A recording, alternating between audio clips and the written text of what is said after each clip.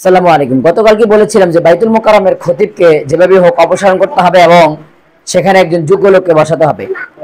এবং এই যে বিতর্ক চলছে, এই বিতর্কের মধ্যে অন্ততপক্ষে দু এক জুমা বা দু চার জুমা আমাদের সম্মানিত ধর্ম উপদেষ্টা আফম খলিল হোসেন পড়াতে পারেন।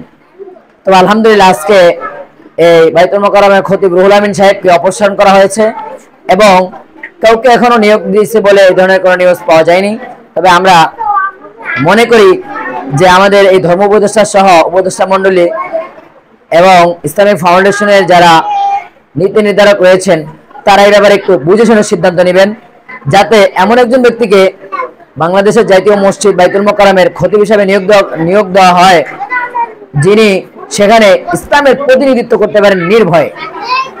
তিনি যেন সেখানে কোরআন ও হাদিসের সঠিক ব্যাখ্যা বিশ্লেষণ করতে পারেন নির্ভয়ে, এবং তিনি যেন কোনো চাটুকার না হন এবং তিনি যেন কোনো দলমত বা দলের ঊর্ধ্বে থেকে তিনি যেন ধর্মীয় বিষয়গুলো বাংলাদেশ জাতীয় মসজিদ থেকে ব্যর্থহীন ভাষায় তিনি যেন খুতবা দিতে পারেন। তিনি যেন জাতির একজন পথ প্রদর্শক হতে পারেন, তিনি যেন জাতির একজন রাহবার হতে পারেন।